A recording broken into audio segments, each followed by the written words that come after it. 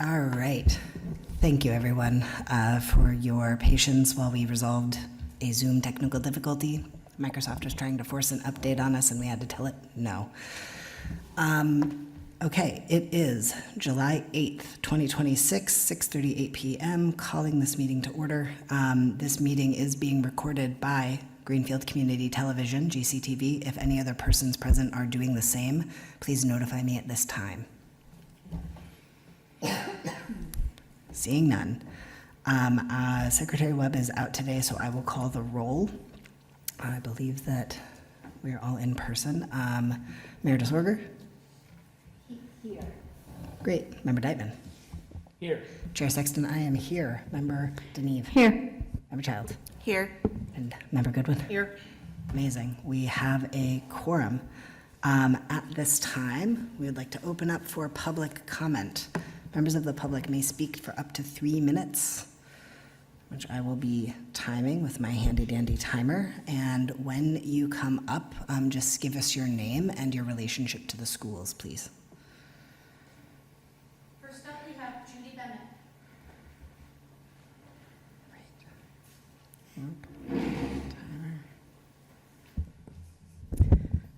Hello. I'm Judy Bennett. I am a teacher at Greenfield High School, and I'm also vice president of the Greenfield Education Association. Thank you, school committee. I guess I'm here to just say welcome to Superintendent Cruiser. We're excited and looking forward to working with you and building a relationship, keeping the lines of communication open, all of those good things. I know there's often people think teachers are off for the summer, but I know there's a lot of our members who are doing work at summer school, and there's union issues working behind the scenes, so it never really ends. But so thank you for all of you that you do, and welcome. And yeah, we're here to work with you and reach out anytime. Thanks. Great. Thank you. Next, we have Melody Goodwin. Yeah. Point of order, did you, I'm sorry, point of order. Yeah. Point of order. Is this something that you cannot say as a member? I believe I cannot because it's not on the agenda. Is it because it is a new item that has not had 48 hours to percolate on our agenda? We could vote to add something to the agenda, but We cannot technically vote. I was looking this up because of the other issue we're talking about. We cannot technically vote to add another item to the agenda because of the open meeting law 48-hour requirement.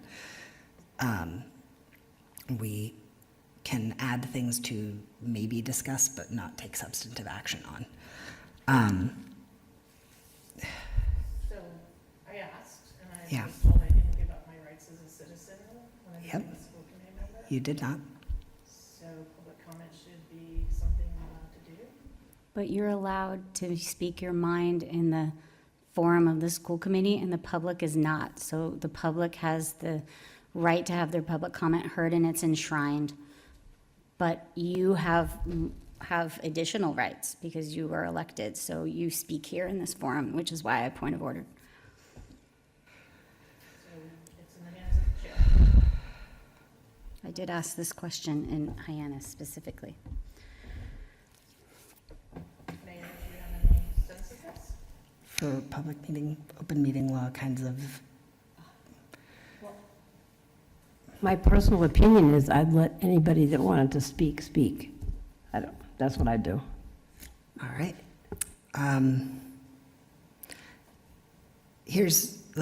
I will let you speak for this 3 minutes, but I would love for us to not make a habit of putting ourselves outside this body because we are members of this body and we do have rights and privileges above and beyond general members of the public. I was And- asked if we had like new business on the agenda and that might be a place that we could add things that come up emerging.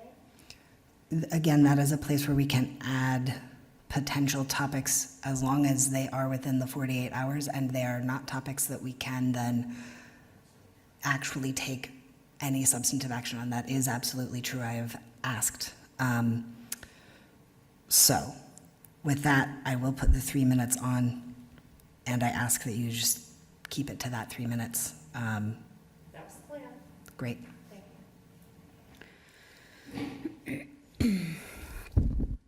My name is Melody Goodwin, and I am live in Precinct 9 in the Meadows. I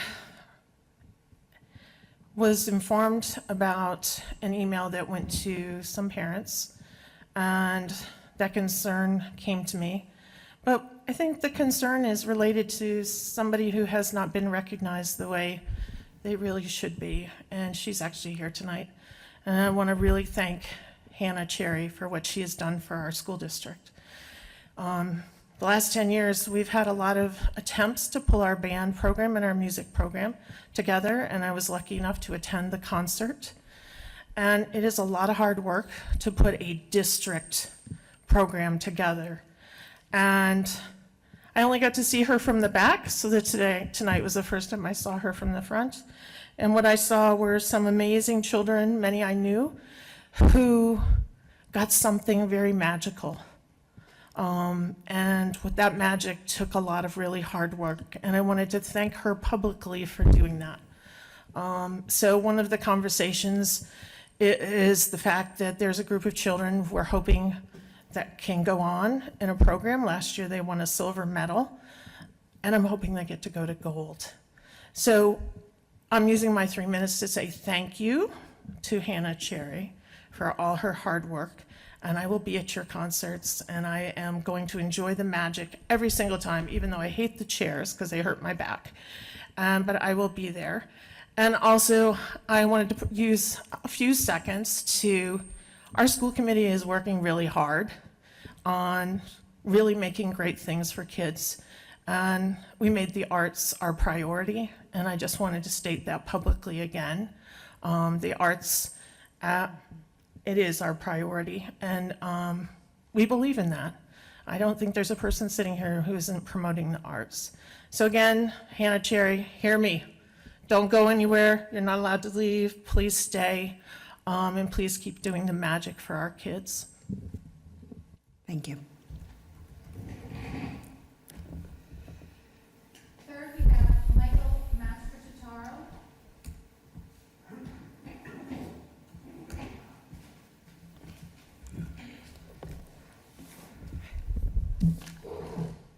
Hi, Michael Mastrotaro, 37 Cypress Street.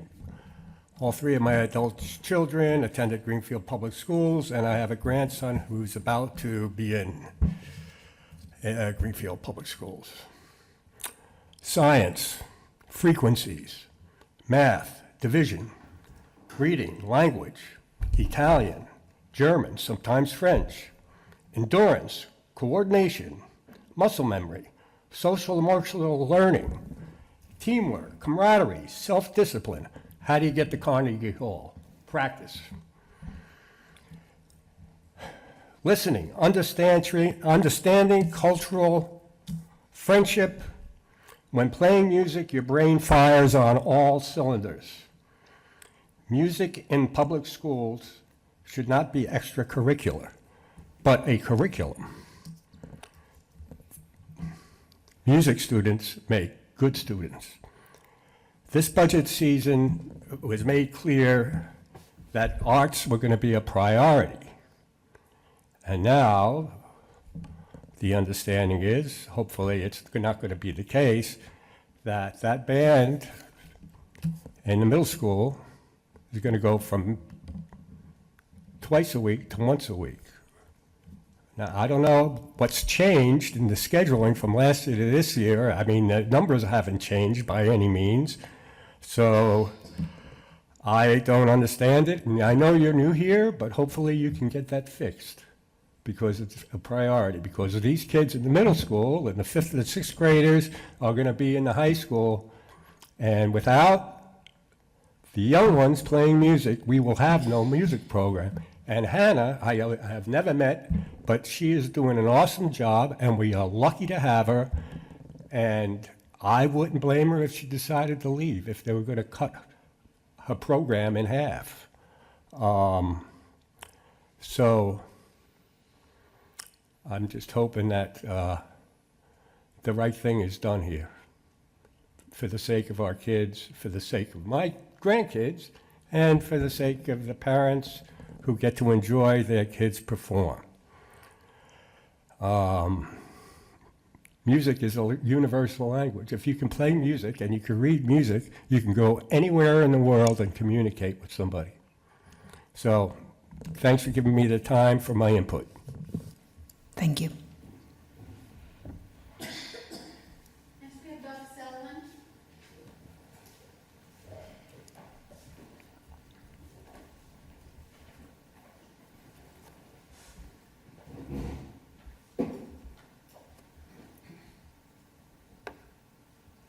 Good evening, Doug Selwyn, Forest Avenue in Greenfield.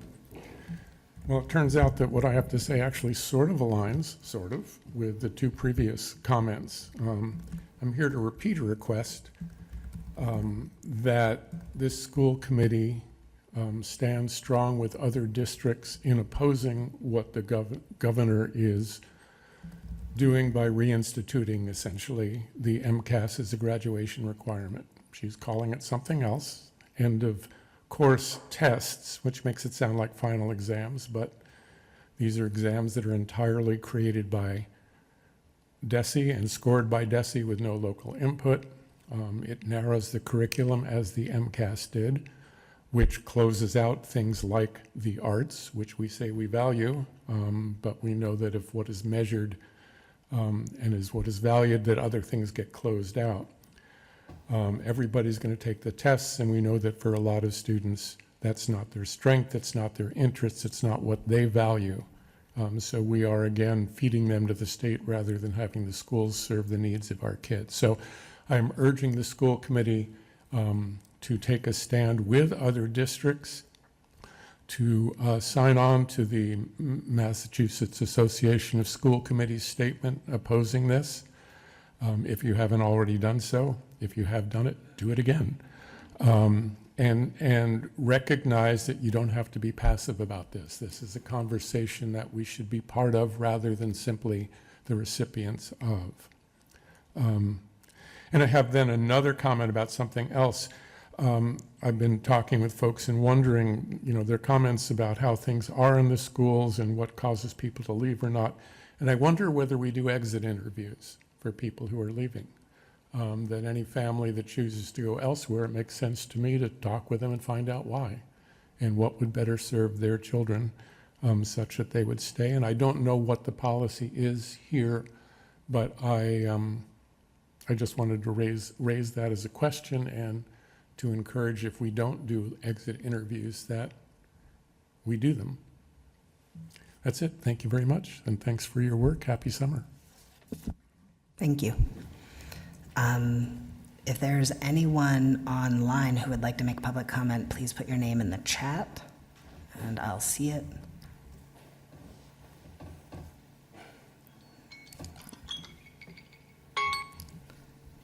Or any other takers in person.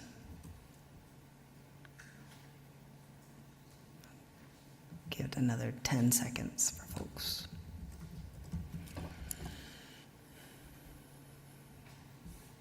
Okay. Seeing none, I will go ahead and close public comment for this evening's meeting. Thank you to those who participated. And we will move on to reports of the administration.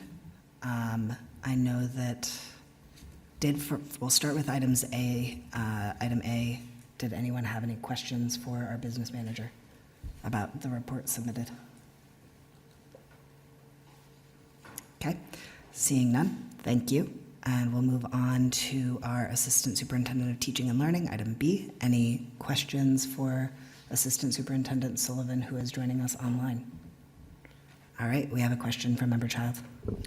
I wanted to know if you could speak a little bit to, in the literacy reports, the big spreadsheet linked inside there, about the lack of progress from our IEP students, and if we have a good plan to tackle it, or any idea why they didn't progress at the rates our other groups did. Yeah, I think that's one of the reflections we had in reviewing the data, and I think one of the things we've talked a lot about in the past few months as we're thinking ahead to professional learning and steps we can take next year is we've had some subgroup focus areas the past few years in the district, multilingual learners, Latino Hispanics, students with disabilities. And I think really similar to what we've done in terms of literacy and focusing a little bit more this year on early literacy. One of the things we've discussed is really using that subgroup as our target. About 1 in 4 of our students are students with disabilities, and making sure that teachers have support and training in what differentiation for those students look like, what it looks like in the general classroom, what supports look like. I think we're really trying to peel back the onion a little bit and say, all right, we've been doing a lot of this work. What specifically about this subgroup is lagging? So we're looking at a number of opportunities, one of them being a universal design for learning approach and making sure that teachers feel supported and have an understanding of what that looks like and how it can be implemented in their planning and in their classrooms with a particular lens on that subgroup of students. Thank you, and thank you for the data you provided in there in general. It was good to see the numbers broken down so granular. Of course, and I'm sorry I couldn't be there tonight, but I'm also happy to touch base with any member should they have any questions about that report whenever is convenient for you all. Great. Thank you. Any other questions for Assistant Superintendent Sullivan? All right. Then I think, thank you, Stephen. I think we can move on. I am going to put up a brief slideshow from our brand new first meeting ever, Superintendent Carol Cruiser. Thank you so much for being here. I need 2 seconds to get my Zoom together. Sorry, I lied. A little more than 2 seconds just because presentation display, do not full screen. Thank you.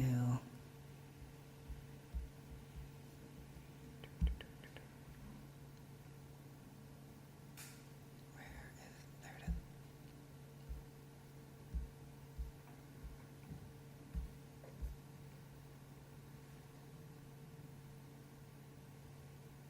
is. Et voila.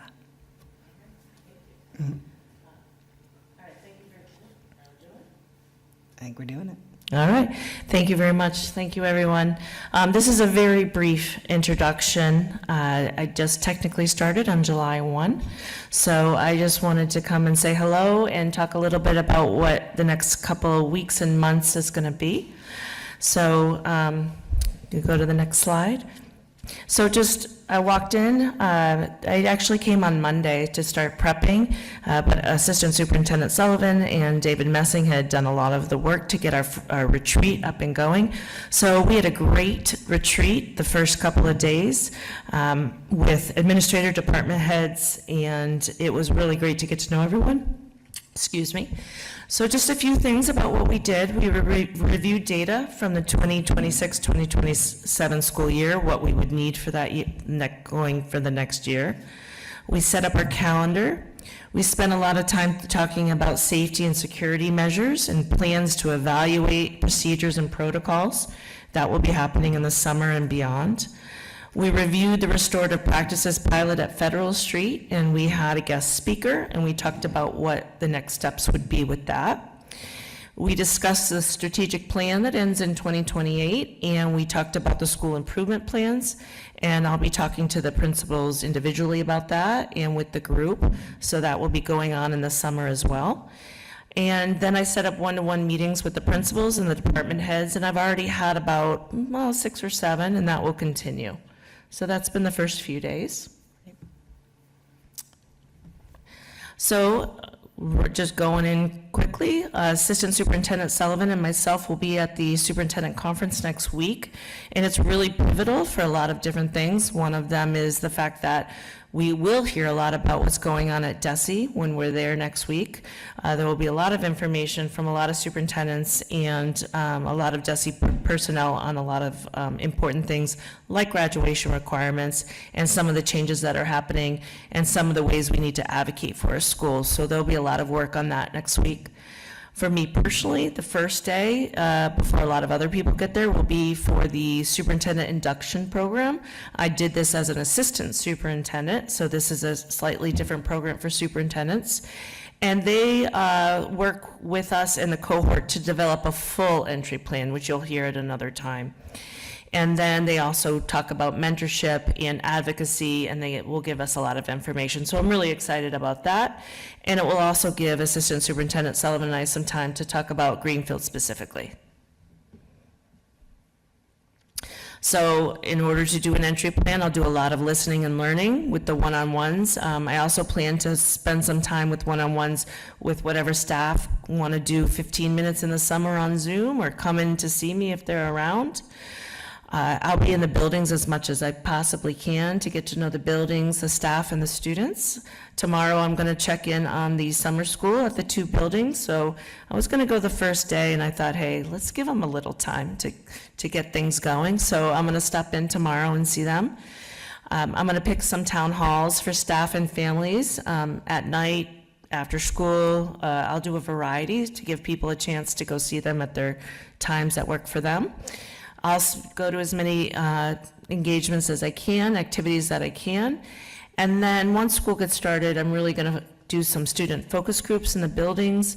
I'd like to have some superintendent groups. I've asked the principals, to give me a variety of students that might want to come talk to me at lunch, have lunch with them after school, maybe while they're doing sports or after school programs, so that I can really get some student voice. So that'll be first and foremost. So as Assistant Superintendent Sullivan said, we'll be doing a lot of data analysis, district data, school data, looking at the strategic plan, looking at the improvement plans, reviewing the budget and the budget processes. So we'll do a lot of data cycles.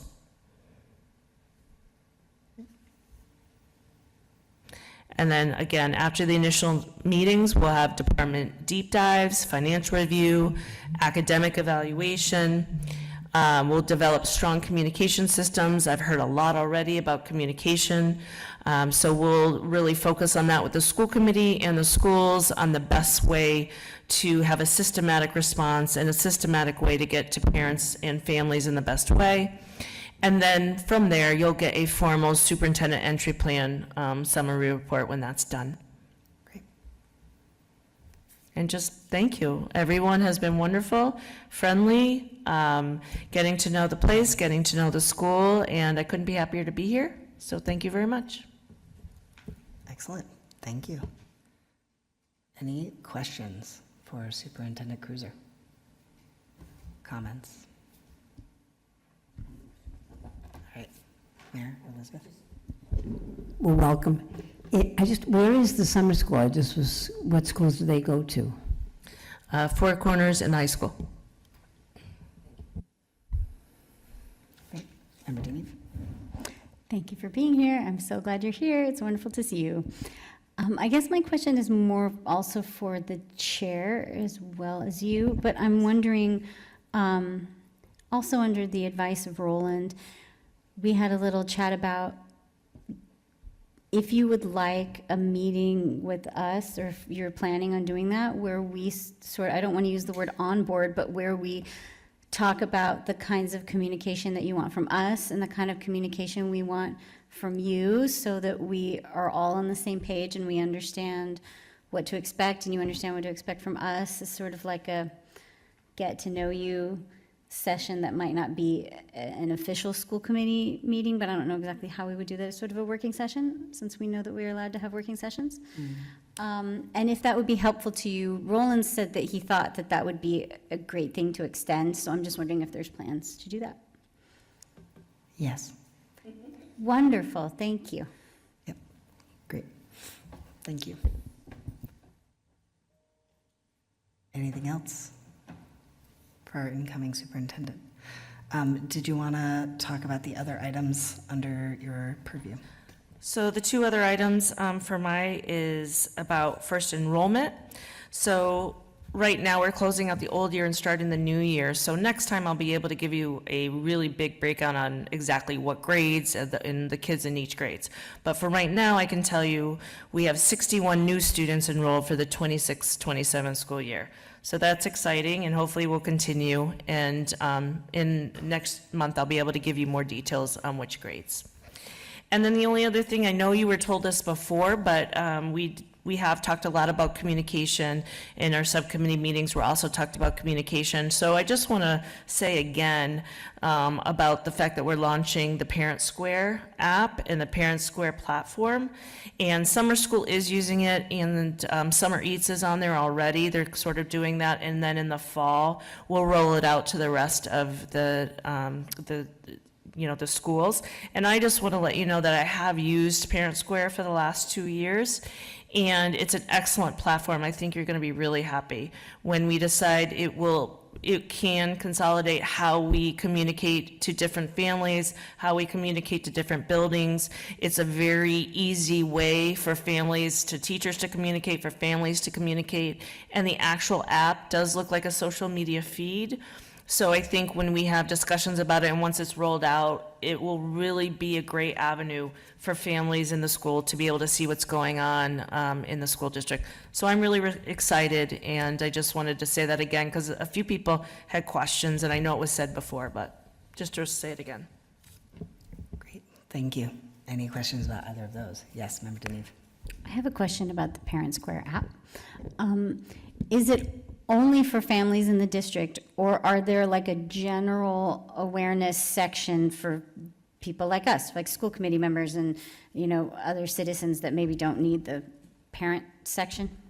It is only for parents in the district, so that's a conversation that it can't be the only thing we do, because we want we want other people, community to see what we post, but Parent Square is for families. Okay, great. Thank you. Anything else from folks? All right, seeing none, I would say we move on to our consent agenda. Motion to, well, first let me ask, are there any items that folks would like removed from the consent agenda?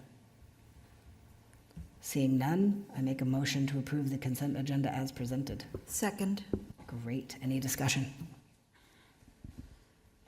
You have discussion? Yes, Member Childs. Just the quick point that I really like the way the changes to the school year calendar were highlighted, made it very easy for me to go and put it in my personal calendar, so I definitely appreciated that. Yes, and it also makes it easier for us to know what is actually being changed, so thank you. Great, anything else? Seeing none, all in favor? Aye. Any opposed? Any abstentions? It passes unanimously. Thank you. Okay, moving on to school committee reports. First up, chair's report. For those of you who might not know, the school committee is trying something new this year where we will actually be going into the library to go read to young kiddos. This is for folks elementary school aged. This is a partnership with their children's librarian. I almost said elementary school, but that's not it. They're a library. And so, we're really excited to actually get some more face-to-face time with kids during the summer. This is another way that we want to encourage families and students to get into the library, hopefully inspire them to take a couple of books home, and is another sort of way to partner also with the library's existing summer reads program. So we will be at the library every Saturday, starting this Saturday at 10:30 in the morning for about anywhere between 30 minutes to an hour, reading some books to kids. Our librarians kindly helped us pick out some books that they know that kids are gonna like, because I don't personally have any of those aged kiddos, and so I'm sort of out of touch with what kinds of books they might enjoy, but we have some really good recommendations to choose from when we get there. And there will be one of us, in addition to Assistant Superintendent Sullivan will have a day, and our superintendent will also be there. I believe August 15th is your day. Gonna buddy up with Ann. So if you are interested in coming and hanging out with us or bringing your kiddo and having us read to them, that would be really great. Come see us every Saturday at the library and take a book home when you leave. Next is I want to talk about the Mask Mass Conference. Our incoming superintendent has expressed a strong interest in going, but not alone. And so we need to decide among all of us who would like to go to that. We have funds, so that is reimbursable, those expenses, and I forget exactly the date, but it's coming up soon. The early bird deadline, I believe, is early September, but we're going to call it August. We're going to say, decide soon if you would like to be one of those people who goes. I would like to be one of those people who goes. So if that is you, sort of like, let me know and coordinate so that we can make sure that we've got critical mass for getting there and getting some good time together with our new superintendent.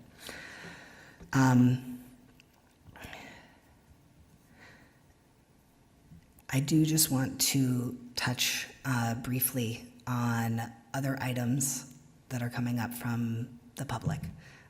We are continuing to look into the security incident that happened at Federal Street. As you heard from our incoming superintendent, like this is something that is being reviewed at all levels. I do also want to reiterate that door is fixed. It was fixed 4 days later, and I know that for a lot of folks that's kind of not actually the whole point. And that is also something that we are working to address by, again, strengthening communication and ensuring that folks are actually feeling like their concerns are really heard and that they're not just speaking into a void. So I just wanted to acknowledge again that we are continuing to look into that. With that, any questions for me?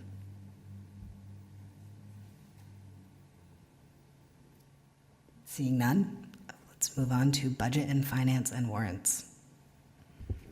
Okay, you all have my report in front of you. We met twice. First meeting was transportation and procurement, and then our warrants meeting. For transportation, you might see that there was a motion to approve of the transportation replacement. That motion we don't need right here anymore because at the time of our discussion, we did not have the granular quotes that we have for this meeting, so that can be pushed until the specific item on our agenda comes up. But basically, we talked about the age of vehicles being replaced and how we could save money by replacing them. In terms of being able to switch from CDL bus drivers to 7D drivers or replace minivans with the vans that fit more passengers. But we'll discuss that in full when we get to the actual van item on the agenda. But one other reason we had that motion was because we wanted to keep things moving. Note that we're planning on paying out of transportation revolving funds, but it still takes time. You don't just call up and make the order, has to go through city capital planning, need to cross all your Ts, dot all your Is. So the other thing we discussed at that first meeting was procurement. We had the business office come in and educate us on all sorts of laws and legal changes school districts must follow when soliciting bids. We asked about where they're kept, and we're interested in finding ways to make things more accessible, but ultimately could not finish that discussion until after we get that legal compliance review that we voted on last month. So we're still awaiting that. And then there are the warrants highlights. We had some resolved questions and a few outstanding ones. And if you have any questions on any of those, we'd be more than happy to go into them.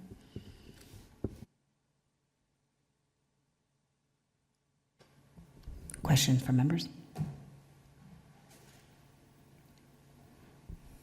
Okay. Thank you very much. And I believe, I'm speaking a little off the cuff here, but I believe that compliance review is either finished or will be finished shortly and should be forthcoming to members. So, all right, at this time, moving on to policy program and school committee handbook.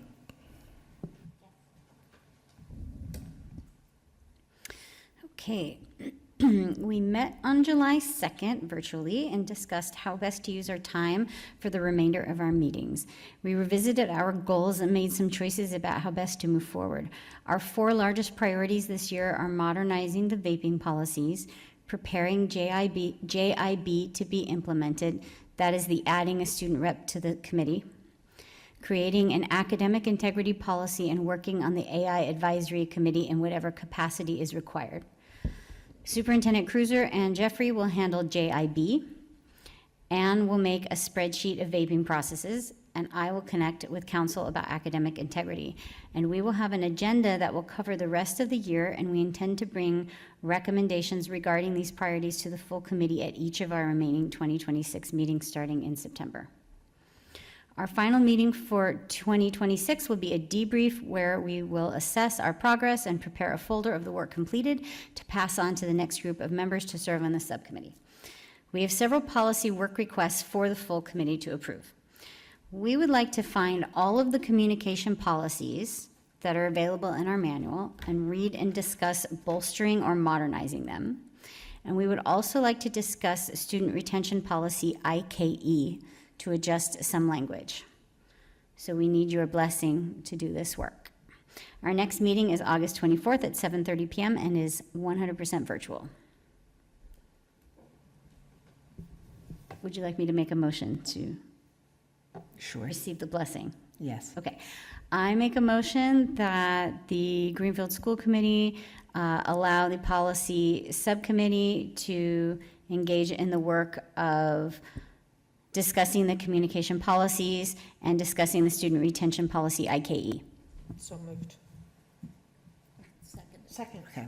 We've got a motion from Member Deneve. We have a second from Member Goodwin. Discussion on that? Seeing none, all in favor? Aye. Any opposed? Any abstentions? Congratulations. Please do that. More work for us that will probably go into next year, and thank you. Please, thank you. Any other questions or comments, generally speaking, outside of that motion for what they presented? I just want to thank you for creating an agenda for the rest of the year and having a plan of what you're hoping to accomplish, and also a plan to create something that can be handed on to the next iteration of this subcommittee. I think that is kind of, I can't tell you what to do, but I'm going to strongly suggest that all of our subcommittees do that, because we know that we're not static over time. It's not going to be the same of us all the time on every subcommittee, and it is helpful in terms of continuity of work for us to be able to have something tangible that says, this is where we were at, here's how far we got, here's what we did, and here's what is sort of like still on the docket, so we can keep moving work forward. I will bring forward a motion to add that to our handbook in the future. Thank you. Okay, community engagement.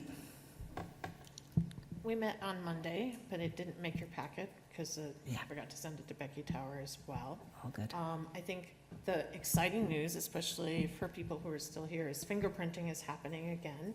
You can find that information under the Human Resources on our website. And we learned about, I'm going to say it wrong, Parent Square, did I say it right? And we welcomed the superintendent to our meeting. But the big thing was talking about fingerprinting and trying to, we look forward to our next meeting talking about ways we can reach out to the community and citizens and families and finding ways we can get information from them about what they're looking for from us. So that's our next meeting. Awesome, thank you. Any questions, comments for community engagement? Can you just specify, was that human resources under the city side or the school side? School side. Awesome. And it's the Hampton Inn? Hampton Inn, at least a couple of days a week is where you can go and get your fingerprints done. I do believe you have to make an appointment ahead of time, and it is definitely not every day. So if you need to get fingerprints, plan accordingly. Okay, thank you. And then for the Long-Term Facilities Use Advisory Committee, we met last on the 29th, where we actually discussed members of the public to appoint to this advisory committee. The long story short is we got most of the seats that we had available filled, but we are still reserving 2 seats for staff, because we would like for some staff to participate and fill out the form, as well as another seat for a student. But in the interim, we have a slate of individuals who do match some of the specific types of person, like whether they're a parent or a general community member or something like that. for you all to appoint to that advisory committee. Our next meeting is in July, the end of the month. I know that we set a date, but I can't remember it. Let me. 27th. Thank you. July 27th. It will also be entirely virtual in the morning, I believe 10 a.m., where we will ideally be discussing and recommending these 3 additional seats to be filled, as well as setting up the actual slate of agendas that will get us to our goal in May for this advisory committee. We really want this to be something that is like, we are trying to really move through all the discussions that need to be had, and making sure that by the time we get to the end of our charged period of time, that we actually have a report produced and a recommendation to deliver. So with that in mind, I motion to appoint the slate of individuals as presented to the Long-Term Facilities Use Advisory Committee. Any discussion on that? Would you mind reading that list out loud for those I can attendance? definitely do that as soon as I pull it up.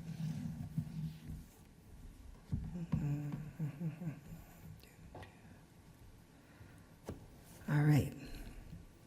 The persons are Roxanne Wiedegardner, Amy Amon, Derek Healy, Mike Davis, Isaac Mass, Liz Reno, and Doug Selwyn. And this would be in addition to the currently myself, Member Deneve, and Member Webb, who are the school committee representatives. And then again, we will have 3 seats that are still left open, 2 for staff and another for a student or an alumni.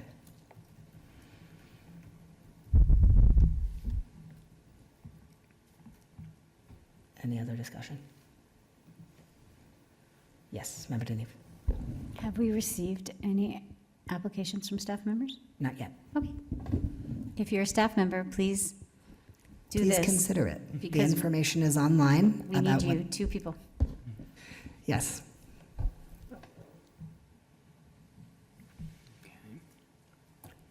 Okay. Did you have a lot more people that put their names in, or? We had a couple of more people who put their names in, but we were trying to balance across folks that we know have certain experience that we're looking for, as well as folks, honestly, we also were looking for folks that we don't hear from that often. So a couple of these people are brand new to me, at least. And that was really important, so that we were trying to broaden the scope of folks that we're actually getting perspectives from. Thank you.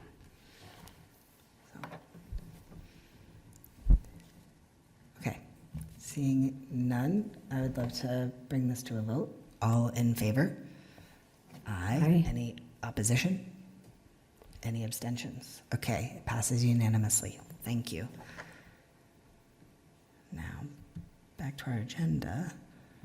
Now we are moving on to new business, and actually, if you will permit me, I would love to take these items out of order so that we can maybe get these B and C done and give ourselves time to do A. Is that okay with folks? Great. Item B, the purchase or lease of 3 transportation vehicles. Do you want to give a presentation, or would you like to reserve that for the business manager? Who should be giving this? Business manager is. Great. Andy, would you like to tell us about this motion, please? Sure. This is coming from the discussions we've had as an outcome of the transportation review and the acknowledgement that we don't have an actual replacement vehicle schedule for our vehicle fleet. We have some vehicles that are aging, and so with the fact that the transportation revolving account does have the capacity to explore leasing or purchasing, so we've got those options to consider. It was brought from the transportation director, the idea to get the transit-style vehicles that allow it for 10-passenger capacity to hopefully replace the old vehicles that are in need of replacement, and also increase our capacity to potentially look at route configuration so that we could end up using more, resulting in less staffing needs based on our struggles, as we know, as far as hiring drivers. So you have the options. It's a state bid. the vehicle contract through the combis. We did solicit the quotes that you see in there. We can always solicit others based on the fact that there are multiple vendors out there, but we did the due diligence per the combis contract.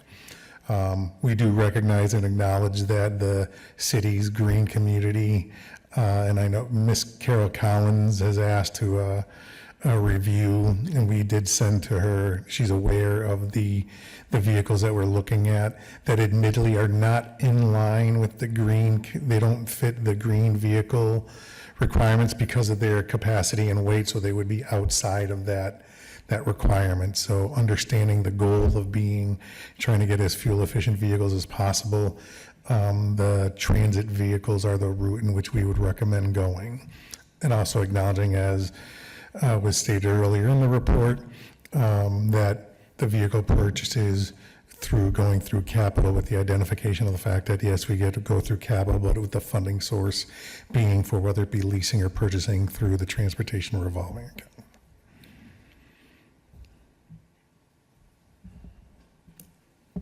Questions or comments? Okay, I've got Mel and then the mayor. This is for our audience and our procurement, our way we got our quotes is where? Located where?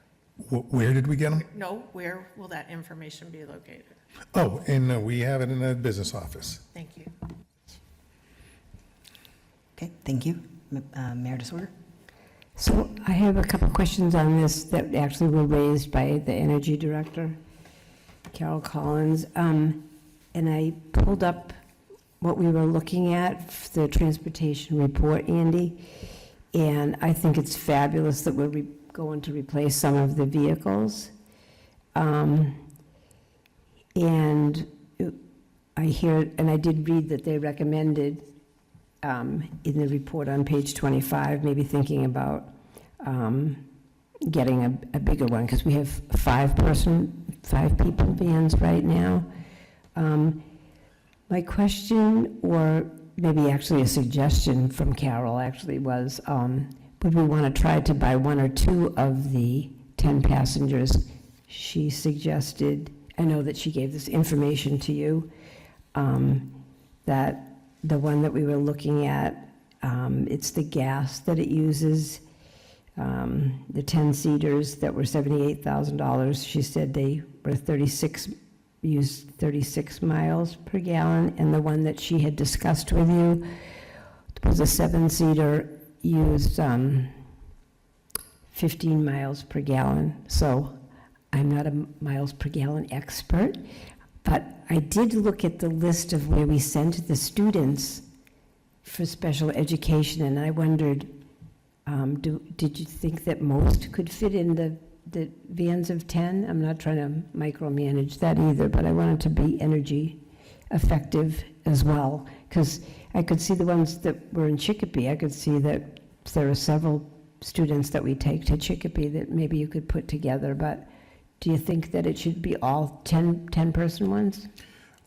I don't want to speak for the transportation coordinator, but I can say that is the goal, would be to maximize the usage of the vehicles and to combine routes that would be feasible based on both capacity, but also there could be some things in IEPs regarding harnessing of students that would end up requiring, potential additional space if there's a monitor required, so on and so forth. So the goal being, though, to maximize the use of the vehicle so that we can, I want to use a phrase, double up where doable, and also reduce the number of drivers that we would need, because as is in the report, getting drivers is difficult. So if we can reduce the number of personnel needed to do the transportation by increasing the capacity of the vehicles, it would be the cliche of a win-win, I would say.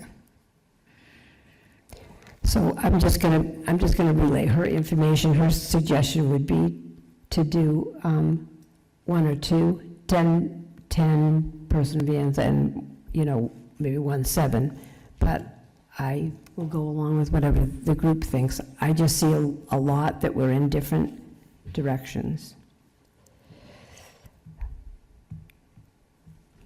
Okay, all right, Member Goodwin. So I remember this conversation really well, and it really has to do with the drivers. So having the drivers, and what they are required, what kind of license they're required to have.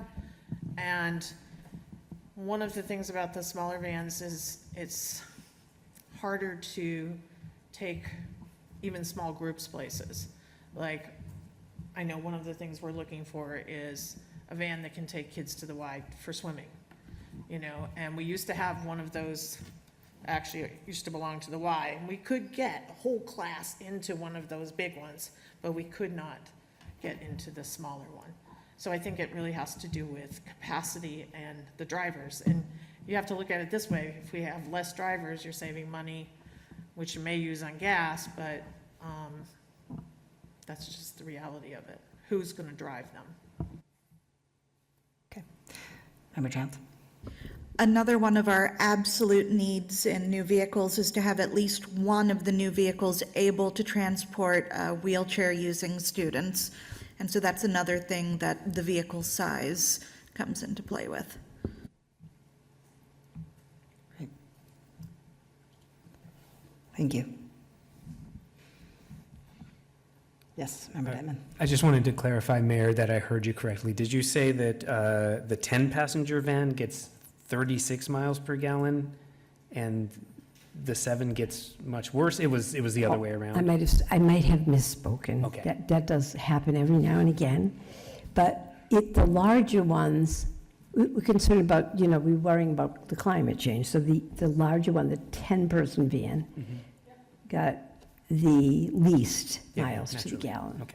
Thank you for that correction. So I'm just sort of trying to speak well on her behalf, because that was what, and also, I think it's my understanding is you don't need a CDL for any of these, is that correct?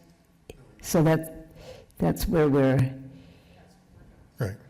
and we're going to we're using these to replace the 5-passenger ones. The oldest of them, yes. We'll Right. still have some 5 passengers, but the oldest ones that are the most, we have the most mileage and the most maintenance issues. Right, which it makes sense to be replacing them. So you think it would be best for us to buy 3 10s? Purchase or lease, like I said, those are the options that we're looking at to see what is, we'll say the most budget sensitive, even though we've got the funds available, does it make sense to spread out the payments over, 3 years, 5-year lease, whatever, depending on we want to, look and see as far as to have some contingencies in place should especially transportation needs change through the year, and to be able to, if we need to, address those mid-year with some funds available rather than the initial capital outlay of the full cost. So, all those options fall under the vehicle combines contract to explore either purchase outright or a lease option.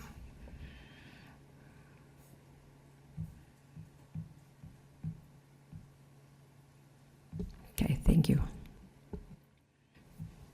Okay. Okay, Member Job? So at the time that Budget and Finance looked at this, we didn't have the quotes. Now that we do, does the business office and the transportation coordinator, do you have any sense of which direction your recommendation is in terms of buy versus lease? As right now, no, and the transportation coordinator is on vacation, so we were kind of waiting for, maybe a recommendation would be to authorize the administration to, procure in one way or the other the vehicles, and obviously we would then come back with what it is that we decided on. The funds are there if we choose to purchase outright, and the funds are obviously there because it'd be spread out if we choose to lease. Great. Any sort of last round of comments before we move to a motion? All right. I move that we authorize the administration to purchase or lease 3 transportation vehicles. Second. Any discussion on that? Great. All in favor? Aye. Aye. Any opposed? Any abstentions? Seeing none, passes unanimously. Thank you. Next up, school committee meeting dates. After looking at the schedule, November 11th, would be our normal second Wednesday of the month, is Veterans Day, so we will not be meeting that day. However, we will also not be meeting on November 4th because after looking, the Johnson is unavailable. It's also the MASC. Yes, it's also the MASC conference. And so, if you have your phone or your calendar available to you, can you look right now and see which of these dates, November 9th or November 12th, works best? We're going to do this right now so that I can get that to Becky. And both of those dates have already been held for us, so those are available. The 9th or the 12th of November.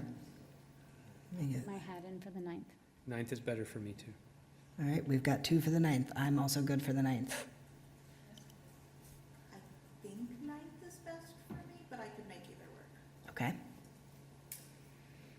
I can do the 9th. Amazing.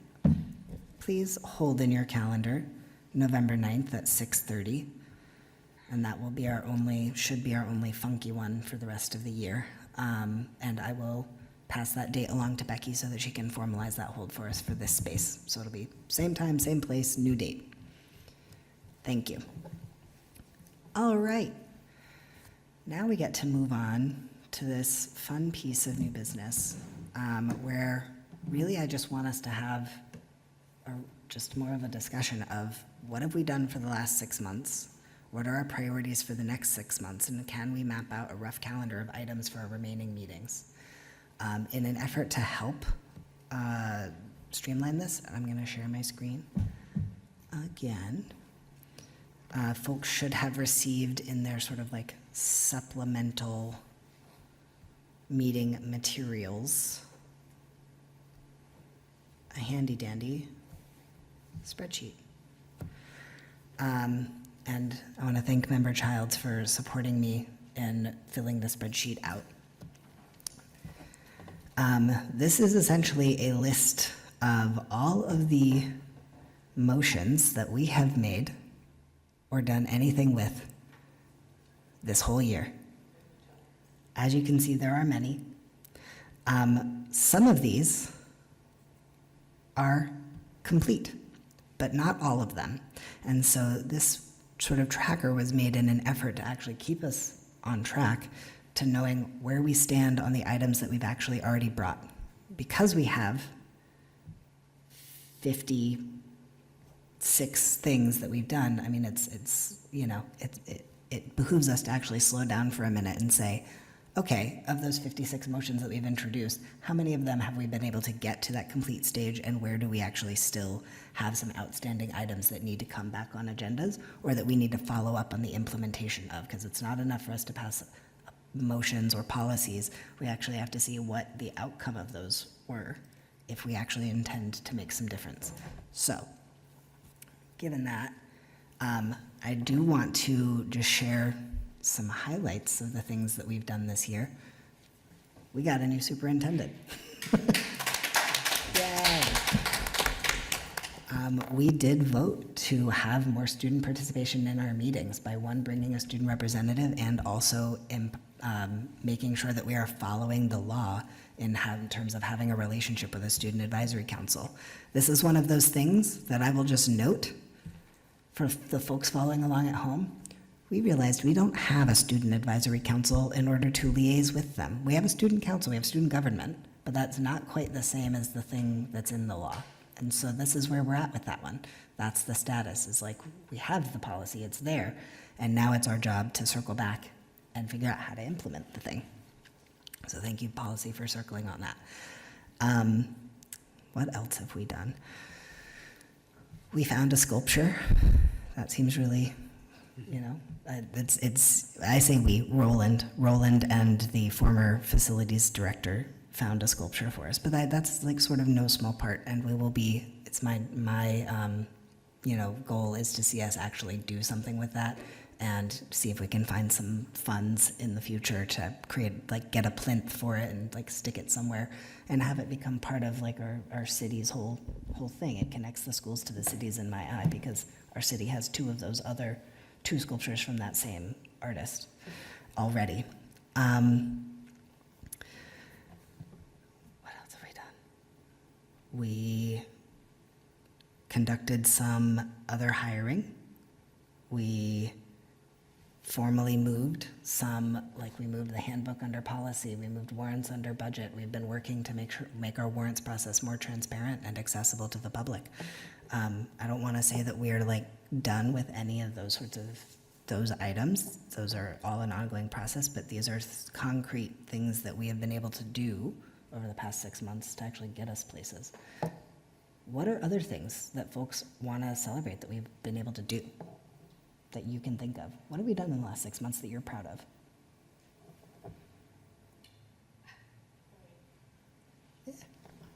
Yeah, remember good.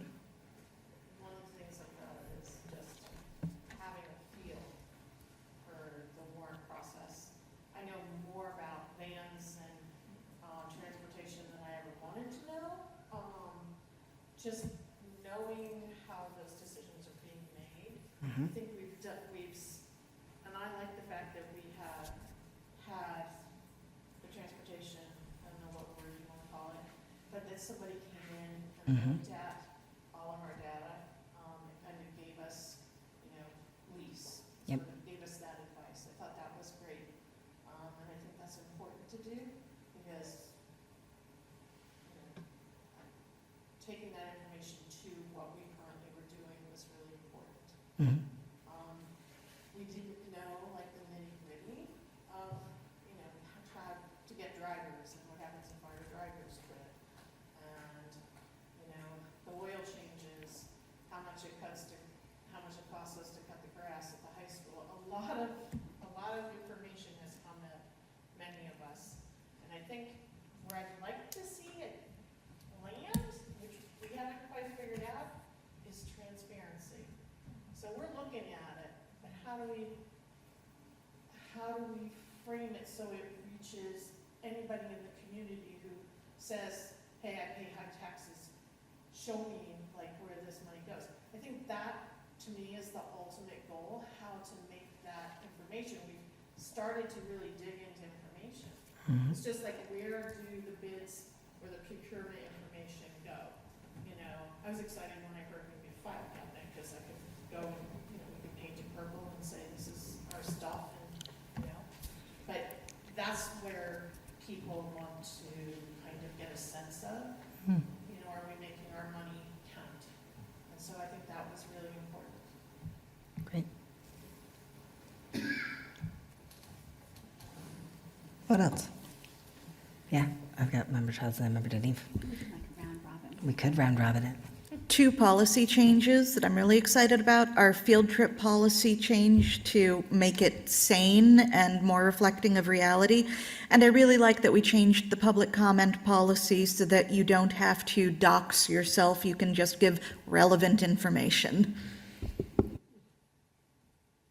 Thanks. Implementing JIB is totally my baby. That's something I wanted from year one when I first came on the school committee, and it was an absolute non-starter, even though it was the law. So just the fact that we're starting to figure out how to do that makes me so happy, because we've heard from the students that that's what they want, and we're here for their achievement. And if that's something that's important to them, then I want to work to implement that. So I'm very excited that we're actually going to be adding somebody to the committee to give a voice that we don't hear as often as we should. So that's exciting to me.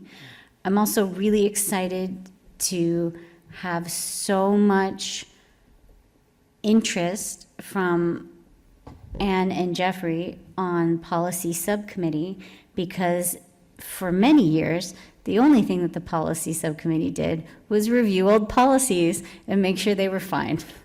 And now we're actually changing language and adjusting policy to the culture of our particular district, which is what the point of policy is. So I'm very excited that we're looking at that as more of a living, breathing, personalized experience. So that's really exciting. I'm also thrilled to hear that Superintendent Cruiser wants to come to the MASC conference, because we have for many years been the lonely school committee there with no superintendent there, and they're like, where's your superintendent? What's going on? So I'm like really excited to like take you around and be like, she's ours.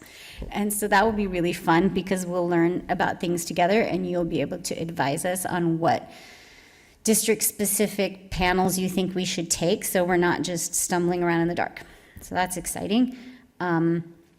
Two things I'd really like to see us do is make this whole goal process more robust and maybe even have, I know everybody hates special meetings, but I would love to have a special meeting where we really discuss specific goals for the year, where we're able to talk about what our constituents have brought forward to us and that we'd like to see as budgetary priorities.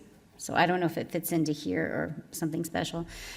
But I also really want us to make sure that we do our self-evaluation, because even though it's like an awful Festivus experience, it embodies the transparency that the taxpayers are asking for. And I also feel like I like to crow a little bit because we are a governing body of the city that does a handbook and a self-evaluation, and nobody else does that. Like we do that. So I would like to see the city council do that and have a handbook and a self-evaluation, which I think would be really important. But we do it, it's in our policy, and so we should do it with glad hearts regardless of the outcome to show that we care about how we work as a group. Thank you. Thank you. I spoke a lot at the beginning, so I'd love to pass to our other members. What are some things? Yeah. Well, I think it's wonderful that the work has been started to create a long-term facilities advisory, the Facilities Use Advisory Committee. We all know that, the buildings in our district are in various states of use in terms of the number of students who are actually attending versus the building's capacity, and rationalizing that over the next few years is going to be one of the most significant areas of savings, I think, that we will be able to accomplish. So I commend that initiative. Personally, I'm quite proud to have started the process of introducing an academic integrity policy. Many school districts, most school districts in Massachusetts do not have a specific policy devoted to academic integrity, but a couple of them do, and we can, and I think that we should. So I'm really looking forward to talking about the AI policy on the one hand and academic integrity, and continuing to dialogue with the assistant superintendent and everyone else who's involved in that conversation about really coming up with a robust AI policy, robust technology policy, and making sure that academic integrity is at the heart as a core value guiding all of those conversations. Thank you. Mayor? I don't really have that much else to say, but you said some good things. I think it would be good on the AI one, because we had a lot of student participation from the civics classes, which I thought was fabulous to have some input, from them. And yeah, I agree with you about the facilities, that we're continuing to look at the facilities, but good job, everybody. Great. There are a couple of other things that I just wanted to note is that, one, we actually did have the open meeting law training. So we closed the loop on an open meeting law violation from like 3 years ago. So we did that. We closed that loop, which is great. And then I also just wanted to note like the resolutions template and like this spreadsheet, which I'm going to turn happily over to Becky Tower, the administrative assistant. And this is a tool that we can use, and the resolutions template are tools that we can use, and not just we, but future school committee people can do these. These are things that are like ways that we are leaving this work better and more accessible and like more robust than we found it. And And, you know, as someone who did 2 years of service in AmeriCorps, that was drilled into me, the leave it better than you found it motto. So this makes me like just really happy that we're sort of creating systems and structures that allow people to come in and continue to do work and not have to reinvent the wheel and get stuck every time, or worse, really burn out our super and our admin assistants with having them be our living memory when we can be part of creating that for ourselves as well. So I wanted to note that. And I think for me, as I'm looking into the next 6 months, obviously there will be new motions that come up because that's how we do stuff.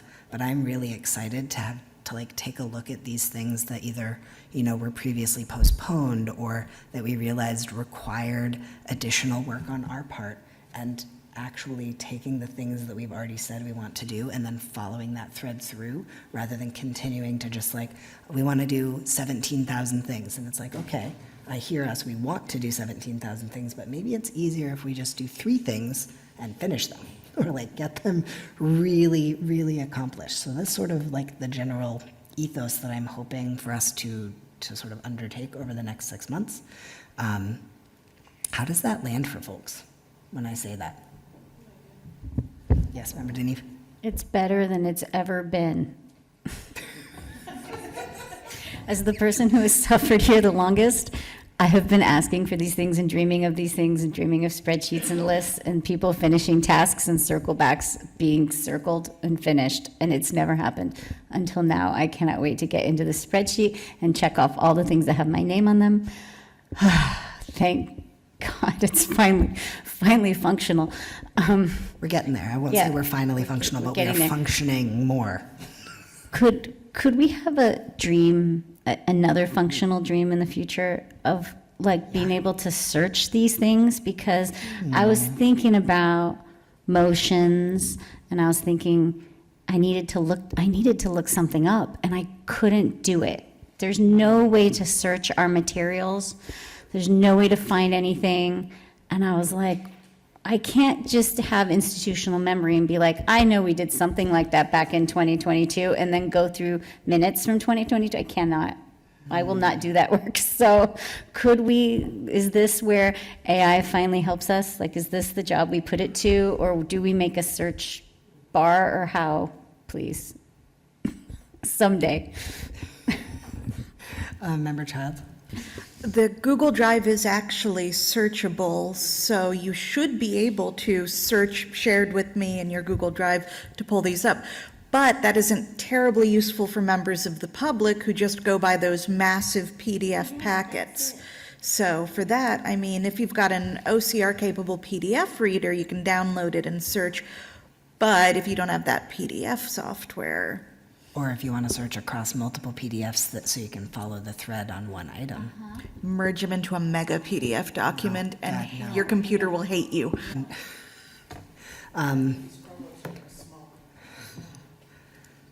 That excites me. I think we can think about what architecture would be needed to make it happen. I cannot promise that's a 6-month task. It's an exciting dream for the 2027 year. Great. All right.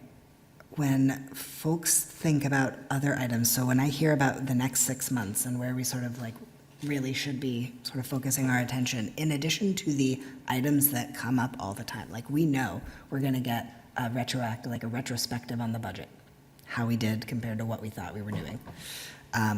We know that we're going to be doing report backs on the mass conference. Like, we know that we're going to be getting reports from our administrators every month. We know that we're going to get reports from our subcommittees every month. We're going to be following through on some of these other motions, and I know that some motions have made it to my inbox already while I've been in this meeting. So like, we're going to be taking these things as they come. And I've heard figuring out warrants transparency. I fully budget, finance, and warrants subcommittee. Please do that. Figure it out and bring recommendations back to us, and we'll see what we can do. JIB implementation, I hear that. Goals process being more robust, I hear that. Academic integrity in AI, I hear that. I also would like to end the long-term facilities use. God help me, we will do it. We will do it. And then, there's another item that's on my mind, which is related to staffing equity. And there's another new law that is passed out there that actually requires school committees to help develop an equity plan for the district. So I'm thinking that we should probably do that if it's the law. And actually, that isn't just something we want to do for the law. That's something we want to do because it's a good thing to do. It is a right thing to do. Having an equity plan for our district. And so that's another, again, that's not something that we're going to show up with in 1 month and then have done and ready. That is a series of conversations, and along with working with our admin team and our students and our parents and that's like another big thing that we want to do. So my goal is to get that process started in 6 months. My goal is not to finish that. And I think we also need to be like clear that some of these items even that we want may not get done before December, but it's, if our intention is to take them as far as we can, then that's good. That is where I would love for us to be and focus. Don't forget, how could I? I wouldn't dream of forgetting negotiations. Self-evaluation. Yes, that was in the goal process, more robust and self-evaluate. It's all right there. Thank you. Okay, what else was coming up for folks? Are there other things that you're like, oh, I was expecting the chair to say this and they didn't?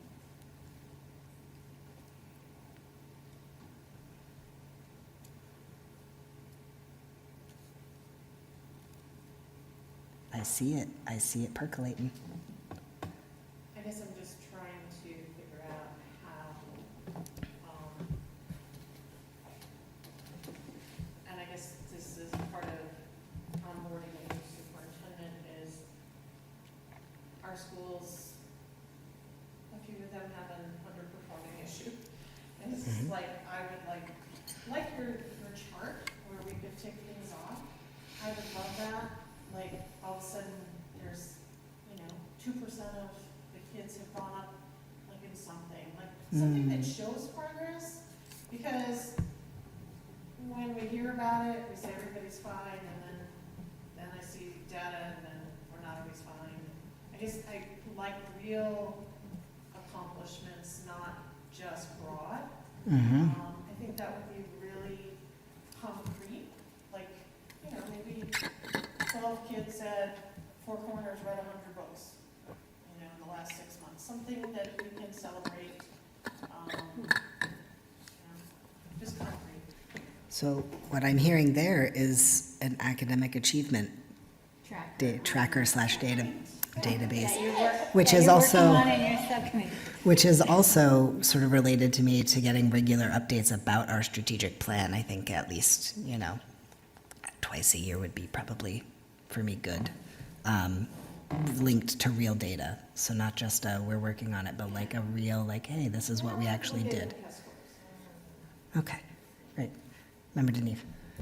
Well, if we're talking about what Carol does,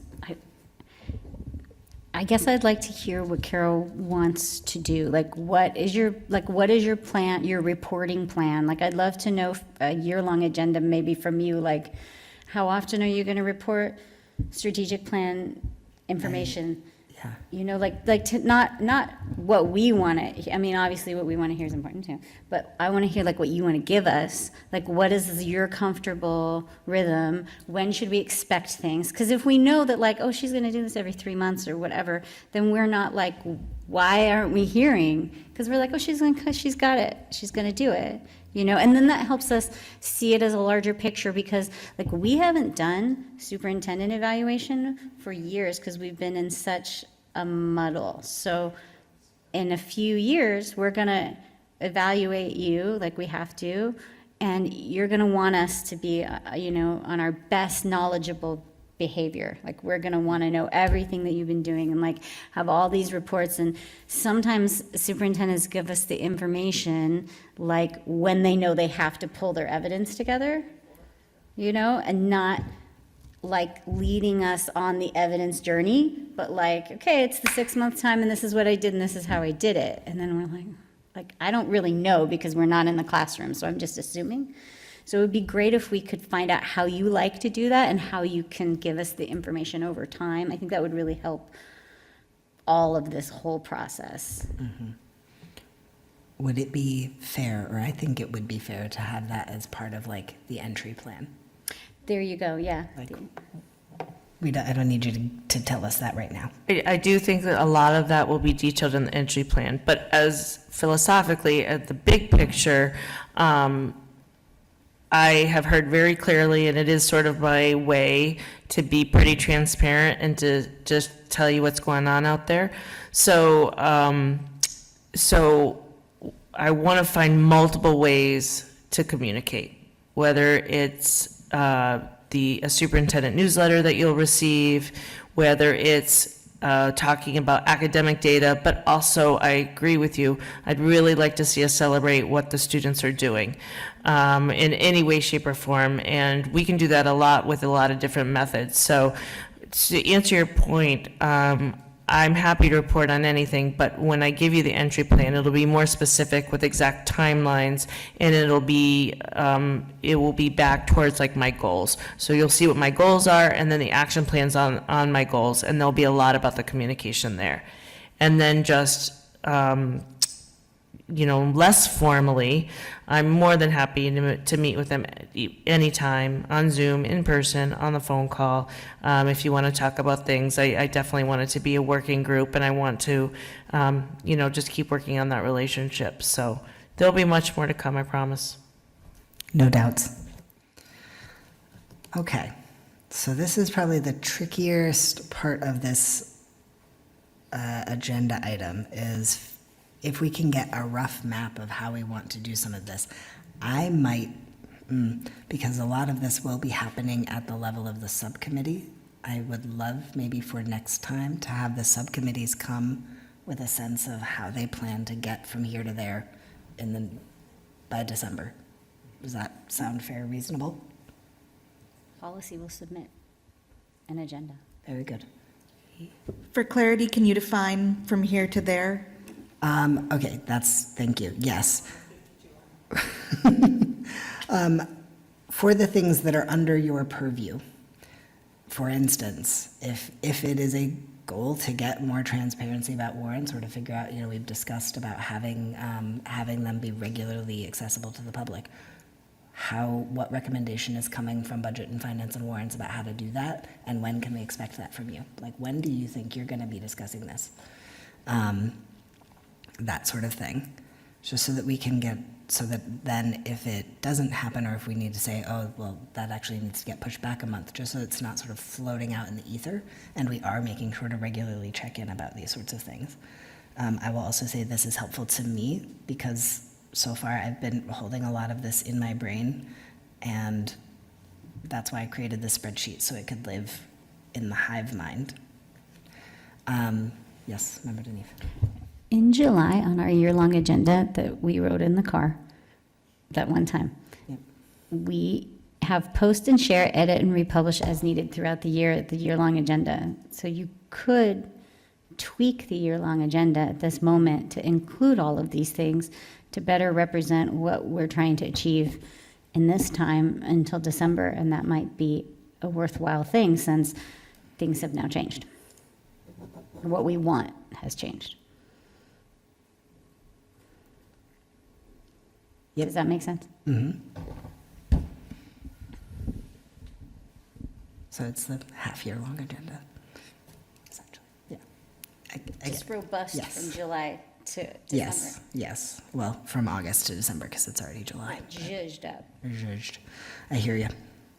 Okay. Great. So yes, again, I would love to see. I would love for there to exist. I will not personally see it because I will not be here next month. But I will look at it in the materials as I'm able.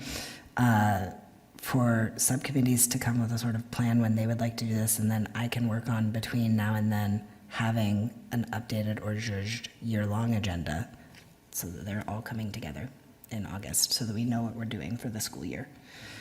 One thing that I want to name but forgot to mention was our relationship with CPAC is something that I'm actually really excited about, that we're doing a better job of formalizing that relationship and they have invited, and we have decided that we will be going to their meetings starting in October, every other month, for the duration of the academic year. And they would like to come to us on the off months. So that's something that I'm like excited and happy about and proud of, that building those formal like relationships and creating that connective tissue is something that we've wanted to do, I think, for a while and are actually doing. So, great. Okay. Are there any other bits on this agenda item that people are thinking about? Yeah, Member Goodwin. Do you have a format you want it to be in? So that when we all present, we all have the same format, or you just want us to go creative? Collage. Sure. Yes, your best collage. No, I mean, if you could generally, you know when your meetings are, you have them pretty well scheduled out. If you could just be like, in August, we're gonna do this, in September, in whenever. That's what I'm aiming for. If you want to create a play about it, sure. But keep it under 3 minutes, a one act, if you will. Member Dykeman, did you have something? I thought there was a. No, it's Okay. All right. But yes, if it's just easily readable so that we can get a sense of like, okay, here's when y'all are doing things. Does that make sense? Great. Any other last call for comments, questions, concerns?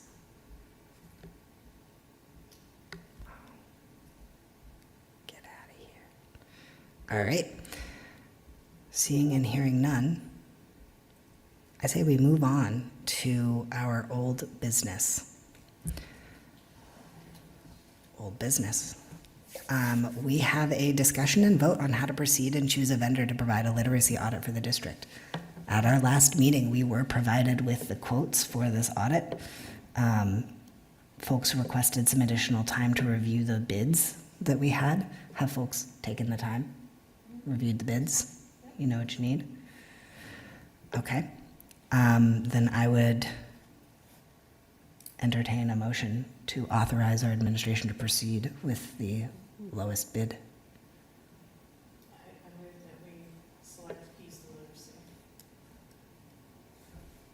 Can you speak on this? Move that we choose. Your mic. There's three. Your mic, Mel. Oh, sorry. There are 3 vendors that we choose Keys to Literacy as our vendor.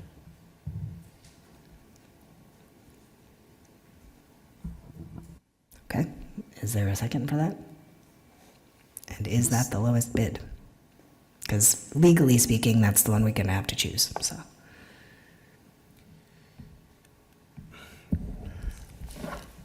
If I'm technically not, Yeah. you know, you just have to justify the reason for choosing not the lowest bidder. Okay. Or lowest quote response. Great. That's all. All right. So we have a motion from Member Goodwin to choose Keys for Literacy. Was there a second for that? Usually with the motions, we let the person explain a little bit and then ask for the second. Could we do that? Sure. So their quote includes visits to elementary schools, conversations with children and with teachers and with principals to really get a sense of, you know, what is happening in the schools. And it's an outside perspective. A lot of the internal stuff we know that Stephen has actually presented data about what's happening. We have the state who comes in regularly, but having somebody, and I compare it to having somebody come in and look at transportation, somebody come in from the outside, and there's a woman who works for them who is highly recommended. I bought her book just to read it after I heard about her. And she comes in and she gives you straight out, like she may say our day's not long enough and then we don't have enough minutes. But she's just going to really do a deep dive. And I think when you're in it, you're like in it. You often don't have time to look at how it's all flowing. And so looking even at the school day and how that all happens. So it's sort of somebody who's objective. I looked at the other two quotes pretty intensively. The collaborative, I don't think they're going to give you the same quality of a look, and they actually have a literacy perspective that is not what we're currently using, which is conflict. And then the third one, and I spoke to Roland and Stephen about all three to see what they were feeling. We already get their perspective because they're here. So I was looking for an outside, somebody who's a true literacy expert, who's coming in from the outside, who can give us and give the schools an outside picture. And it's helpful because when you're in it, you don't know what you don't know. And it could be as simple as the school day, the length of the school day. Which is one of the things I think is going to come out in, because after talking to Stephen about, different things that were happening, we used to have extended learning time at Newton School and at the middle school, which is a 90-minute longer day. Well, we don't have that anymore, and we're like, eh. So it may help us gather information. But I don't want to presuppose what will come from the audit. No, I'm just at saying, this time. we need somebody from the outside to give us that lens. Okay. And that's all. Okay. The other two, I don't think you'll get the same lens. I'll second the motion. All right. Any discussion? Questions, comments about this? Yeah, Member Dutton. I would like to think about this plan in terms of the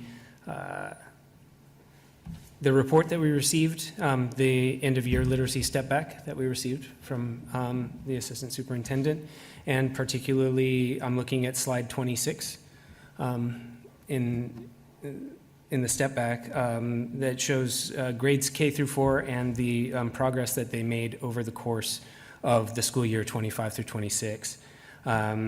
Looking at, this is a very encouraging slide, basically, in terms of the amount of improvement we saw this year, where we had 216 students, the largest single category were well below benchmark at the beginning of the year. That number moved to only 153, so moving from 41 to 29%. The improvements were, these are very impressive improvements, I think. So I think it's worthwhile, in light of this information, to step back from the proposal for the audit and to ask our new superintendent her opinion on the value of this kind of an audit. Do you think it is, knowing what we know now, do you think it is would be very useful for you and worthwhile to have a literacy audit conducted, knowing what it will cost? So obviously, being my first week and the kids not being in class, it's really hard for me to answer that. I have watched all your school committee meetings. I've watched what, your opinions are on this. So it's very difficult. I haven't even been in the classrooms yet. However, I completely agree with you that the data looks extremely promising. Also, we have the PRISM grant at the preschool that's going to be happening for early literacy. We have the learning lab that's coming, and we also do have SSOS that are coming as well. In addition, the plans that I have to make sure that we're in the classrooms with the administration and with the assistant superintendent and Mr. Messing to look at this as well. So there are a lot of things going on, but it's impossible for me to give you a complete yes or no, only being 8 days in. But I do agree with you that there's a ton of things that have been put in place this past year. Member Deneve. I am heartened to hear Member Deitman's assessment of this because I suspected as much, and we have been getting encouraging signs of increase in literacy for several years now. So I knew that this was what was happening because we've been given these reports. I appreciate Stephen Sullivan's more in-depth report, and congratulations on the PRISM grant. That's fabulous. I had my original fear that having an audit like this would be the same as our transportation audit, which we paid for and didn't really teach us anything that we didn't already know. So I'm not inclined to spend taxpayer money this way, and so I voted against it, and I will abstain from any choices anyone chooses to bring forward in regards to this audit because I don't think that it's a good use of our time or money. And I hope that we can continue to see reports that are focused on literacy and other areas in which we are trying to increase engagement and achievement in the future.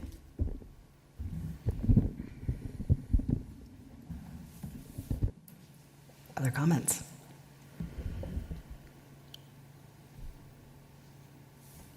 Oh, sorry, Member Childs.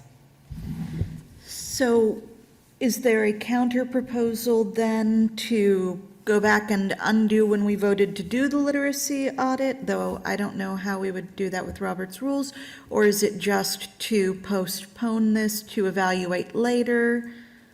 No, I would not recommend that we postpone it. I think we should come to a decision today because we have the information that we would need to choose somebody, and we also have what we would need to choose nobody. And the procedure that best I can follow would be to conclude the motion that we are doing, we would need to formally vote. A yes vote for any one person would then commit us to doing that because we voted to do it, and this would be a vote then to choose a vendor. But we would need to vote to choose no one, essentially, and then we would need to bring a new motion to rescind the prior vote where we authorized the audit to begin with. So that's how it would be done if one wanted to do it. Motion to call a question? Can we vote? Okay, Or do we need to? we've been through this calling the question before. I'm trying to remember. We need a majority vote in order to call the question, and then we would vote again on the actual substance of the motion. So, all in favor of calling the question? Aye. Aye. Oh, sorry, yes, sorry. Motion to call the question, second from Mayor DeSorger. I don't believe that it's discussable. All in favor? Aye. Okay, so we are calling the question. The question is on the table now. We have the motion, which is to basically contract with Keys to Literacy, which has been motioned and seconded. And so a yes vote for that would then authorize us to do the audit. A no vote then it says, no, we're not going to contract with that particular vendor. And then we would have, the table would be blank for us to bring a new motion. So, all in favor of moving forward with Keys to Literacy as our literacy audit vendor? Say aye. All against? Sorry, was that an aye? Okay, so we have two ayes. All against? Okay. Okay. Any abstentions? One abstention. So we have 3 noes, 2 ayes, 1 abstention. That vote fails. So now, at this point, we have not selected a vendor, but we still have the mandate for the audit. Is there a motion to rescind the vote? I move that we cannot rescind the remember. vote. Okay, let's be more specific for our notes. I move that we rescind the vote to, let me get the exact language, to choose a vendor to provide a literacy audit for the district. Okay, so we have a motion. Is there a second? Second. All right, we have a motion and a second. Discussion. I am the person who has changed his mind on this topic. My mind has been changed by the data, basically. I was very encouraged by what I saw, and I have a feeling that much of the data that we would be receiving from such an audit would overlap with data that we are already receiving from the assistant superintendent. And that is why I've changed my mind on this topic. All right. Thank you. So we have a motion, we have a second, we have one item of discussion. Any other item, any other points of discussion? All right, seeing none, I say we move to a vote. All in favor of rescinding the prior vote to authorize a literacy audit? Aye. All against rescission? Okay. Any abstentions? So we have 3 ayes for rescission, 1 no for rescission, 2 abstentions for rescission. We have rescinded the vote to do a literacy audit. And we are reserving the right to bring that back in the future if future data suggests that we should do so. Okay, so we have resolved that item. Thank you, everyone. Next discussion, or next item of old business, and I want to thank Kendra Rosa for staying on this call for so long while we've gotten to this item, is around electric vehicle charging stations. So where we sort of stand on this is we have had this plan, we have had many opportunities to submit further discussions or questions to the proposed vendor about the plan, getting all of that met. We had some discussion that emerged from the city side with Carol Collins, our energy guru. And I think at this point, we need to vote whether or not we are going to move forward with this electric vehicle. Yes. Am I wrong about where we stand? I would say yes, and it's not at all saying that we don't want to do this, but this does need to be, at a minimum, soliciting quotes. There's a state contract vehicle, VEH 122, which this vendor is listed underneath that, so it's not at all saying that they would not be able to, but that the process should be that we develop the scope of services of what it is that we are looking for, go use the VEH 122 Combis contract to solicit quote proposals from 3 vendors that are listed on that, of which Fulcrum would be one of them as well. I just think, again, I want to say no malintention at all. This seems to be the cart before the horse. Yep. So that we need to develop what it is, and with Ms. Collins's expertise, to be able to work with administration as to what it is that we are looking for. If you remember some of the discussions we had regarding public use of the charging stations during school hours, some of the things that I know that questions were answered based on communications we had with Ms. Collins. But as I said in the communications that I had with Ms. Collins and the mayor and the superintendent, with all this heightened awareness concerning procurement, which I'm going to say is a good thing, the proper process would be a solicitation of quotes from vendors on the VEH 122 contract with Ms. Collins's input. Wonderful.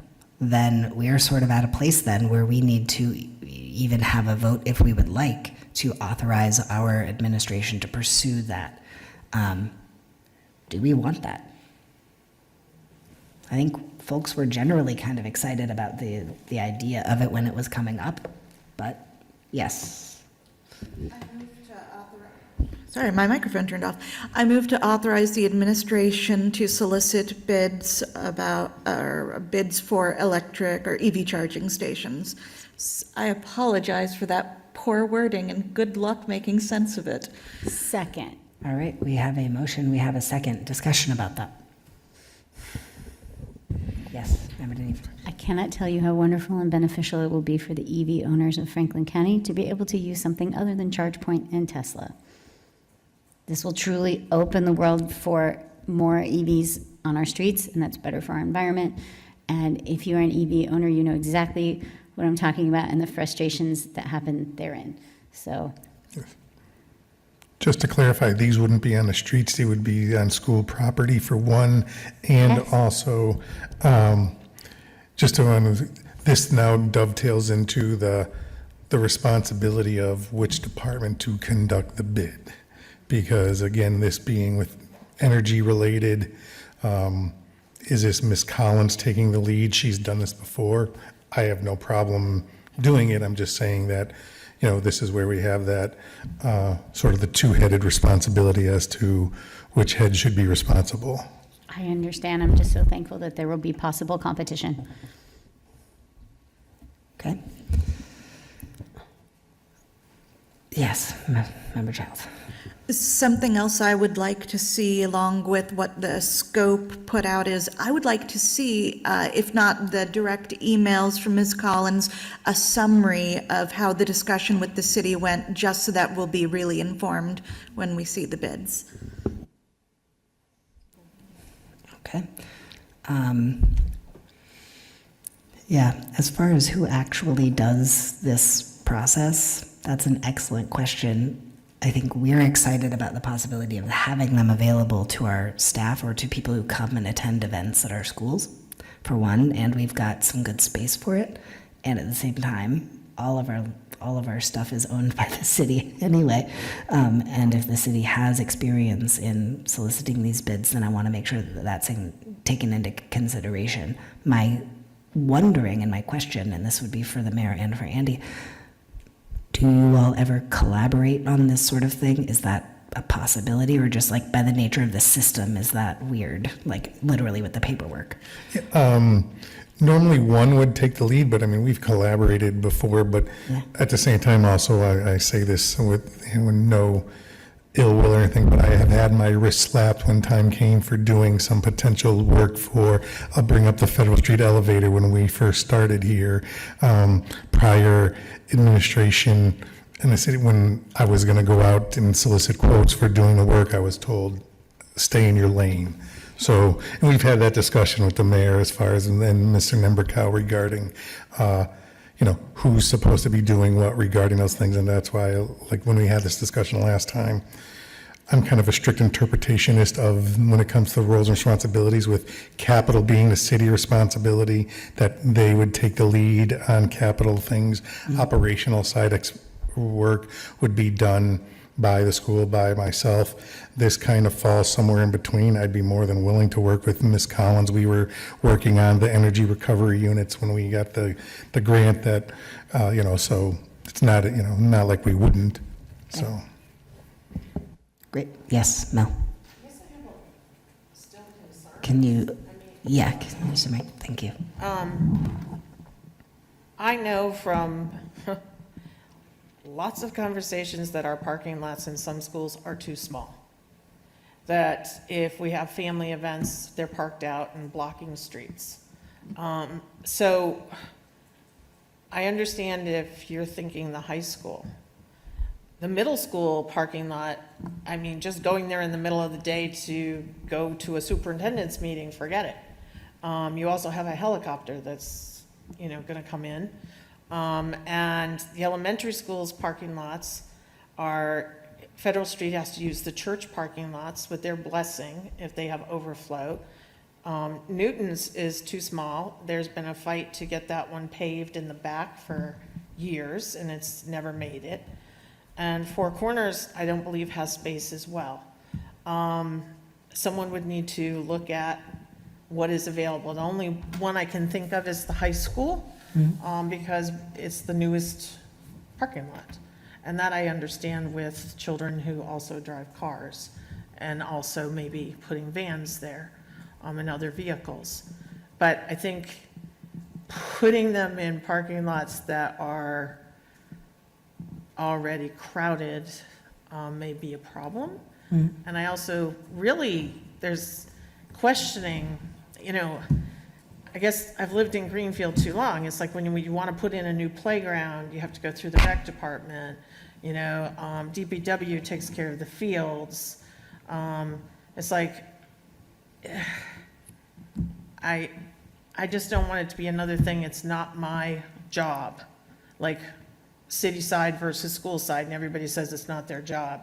Because if you're gonna start to collect funds or something for this, and I sort of heard that conversation, I'm going, oh, who's gonna do that? And who's paying the person to do that?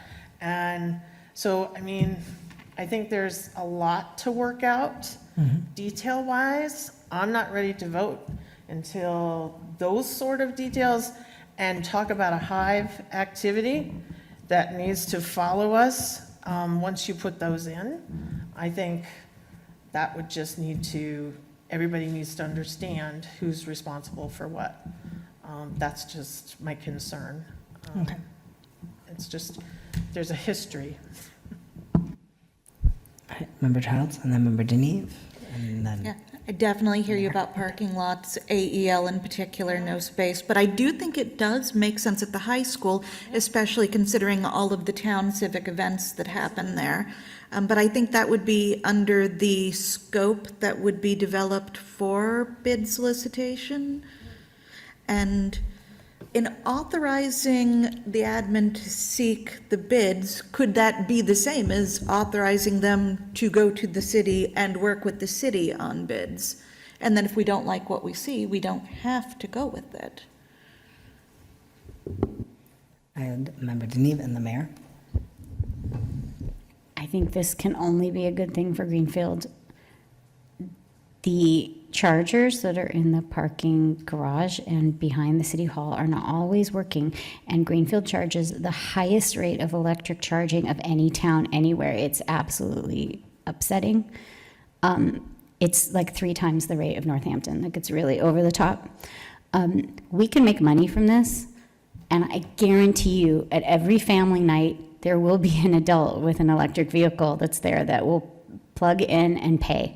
So I'm really curious, as part of the bid process, I'd like to see an estimate of how much we could make per year on the chargers, and also a bit of a plan of who turns them on and who turns them off, because we can set our hours and our times and our rates. So it doesn't mean that they're always on and always available and anybody can park there anytime. I mean, there was a really wonderful one at GCC that they just turned off, so now no one can plug in there, because they can choose to do that as part of their stewardship of the charger. So I'm kind of curious about what that process is like. But I think that if we charge a decent rate that's, I'm sorry, lower than the city, we could make quite a bit of money. And I'm wondering where would that money go? Like, if we're making that money, where does it go in the schools, and are we able to make use of it, or no? Andy's going like, no. It would be general fund revenue for the city. Oh, okay, all right, so this would be 100% city money on school property. That changes things for me considerably. It changes it for me considerably, because as an EV user, the rates that I'm charged to charge in the city are like astronomical. So I'm. So why not put them in the parking garage in places they don't work? Like, put more in the parking garage would be great if they worked. Why are we looking at the schools, which there's not enough parking? And I get that, but I'm just saying, I never, in all my years, I mean, and I've been asked to do some weird things as an administrator, but, oh, sorry. Thought I would be asking a superintendent and a business manager to look at something,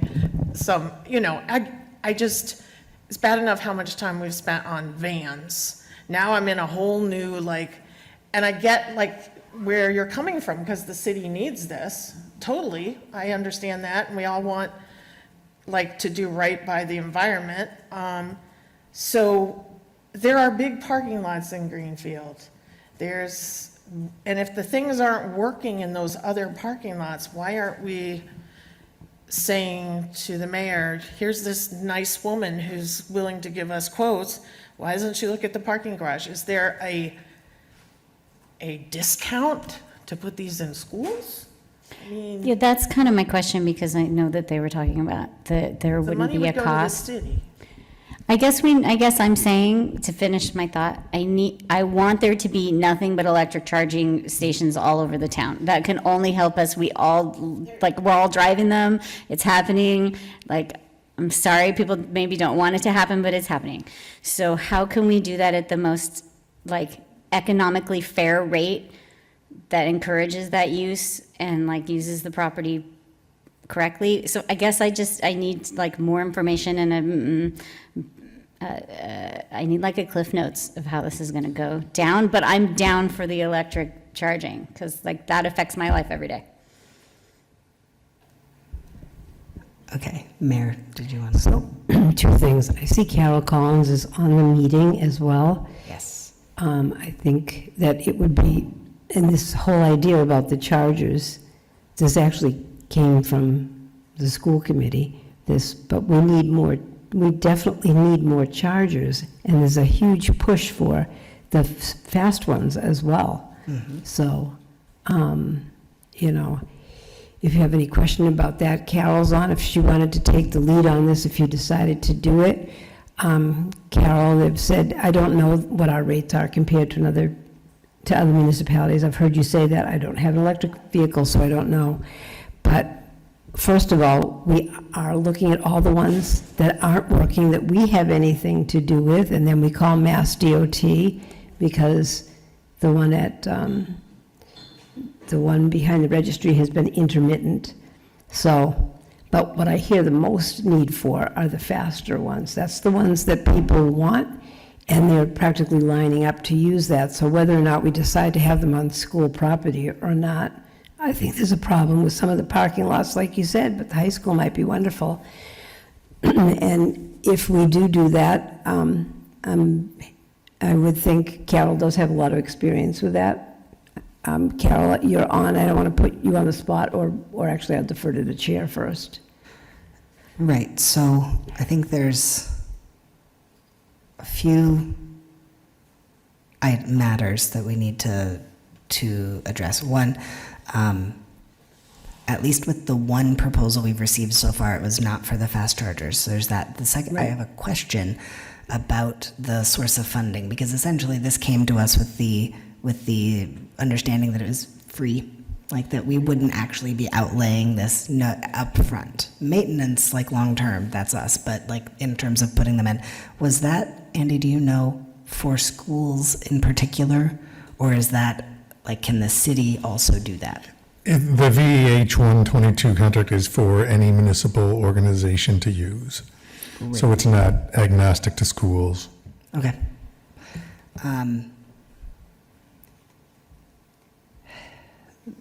This is sort of where we're running into who's on first, and the school committee can't vote to authorize a city employee to do a thing. So that's sort of, we can ask our folks to do things, but we can't tell Carol Collins what to do. I think that there is strong interest here from this body in seeing the city pursue this potential funding and these additional chargers. And I think that there is even a willingness for certain of those chargers to be located on school grounds, because we think that there are some locations that would be ideal for these chargers. Yes. So may I make a recommendation for a course of action would be to reject this proposal and then direct, as you're saying, if you want to say administration, to work with Carol Collins, because Carol has expressed interest and she's reached out to Kendra and has had discussions with them. She's done this obviously before with the city. It's her forte.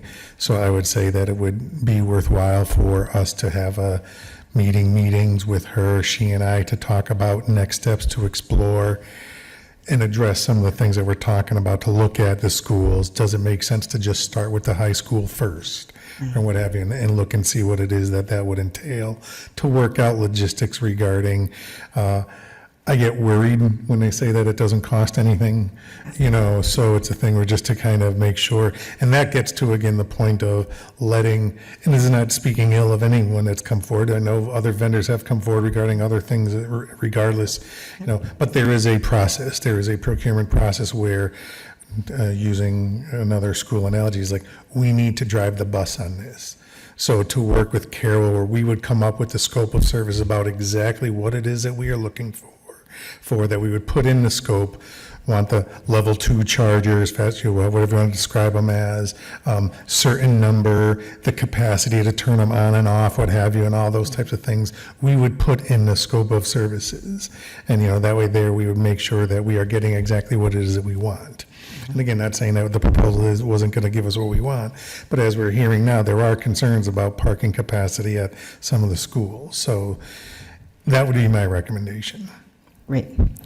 So the recommendation as heard is for the motioners to withdraw your motion, and Oh, I figured I would amend it because the motion was to authorize them to seek bids, so instead we'd be authorizing them to work with Carol Collins and the city on the scope and bids.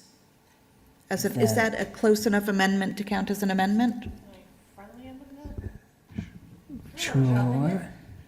So I think I want to add the language that the city is sort of the primary person and we're the collaborator. You see where I'm coming from? That we're not asking two people who I kind of want to worry about, like all those warrants and stuff that we're worried about, thinking about electric chargers, when to me, we have somebody at the city who she does this. I mean, why aren't we putting them at the fairgrounds and charging people there? I mean, why aren't we putting them in different places? So I'm just saying. Well, I think the difficulty there is what Chair Sexton brought up, how we don't have the authority to I get that, but say that, I don't think. By naming Carol Collins, you're saying that you're giving it over to the city to work on that. yeah. I just say it. So I accept the friendly amendments. So sort of the gist of the motion, as I'm hearing it, is that we are authorizing our administration to be supportive in any capacity that you have to the city doing these chargers. Great. Second that. Yeah, we'll go with that. Yes, Nan. My original, Thank you, Nan. the original motion I have as written was to authorize the administration to solicit quotes for the EV charging stations, and member Denise seconded. And Okay. now the amendment would be to move to amend the motion to,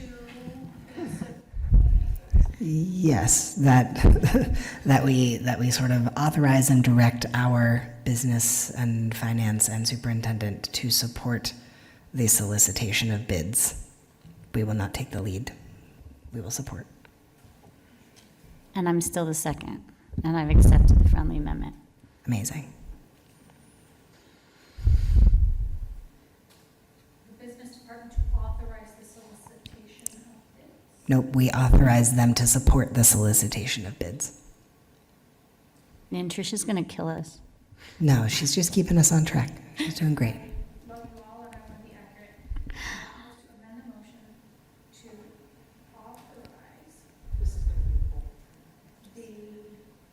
business department to support.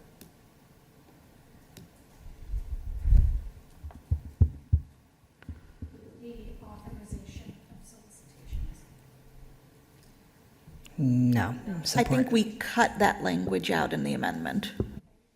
Amend the motion to the business department, to authorize the business department to support the Solicitation of bids for electric vehicle chargers. I had an extra authorize, sorry, All good? the bids. I will review this on the video just to make sure we got this clear. I bet we're good. Okay. All right, so that's the motion. That's the second. Any additional discussion? All in favor? Aye. Any opposed? Any abstentions? Seeing none, it passes unanimously. Thank you, both Carol Collins and Kendra Rosa. Much appreciation. Thank you for the future work that you will do to support this work. Thank you. Okay. Wow, we did it. And now We're going to vote to enter executive session pursuant to Mass General Law, Chapter 30A, subsection 21A3, to discuss strategy with respect to collective bargaining or litigation if an open meeting may have a detrimental effect on that bargaining or litigating position of the public body, and the chair so declares, and I do. The committee will not return to open session. So, motion for executive session? Second. Great. All in favor? Aye. Aye, great. Wait, did we have to roll call vote for We executive do have to session? roll call vote, you're so right. Member Goodwin? Yes. Member Childs? Yes. Member Denine? Yes. I'm a yes. Member Deitman? Yes. Mayor DeSorger? Yes. Great, we are into executive session.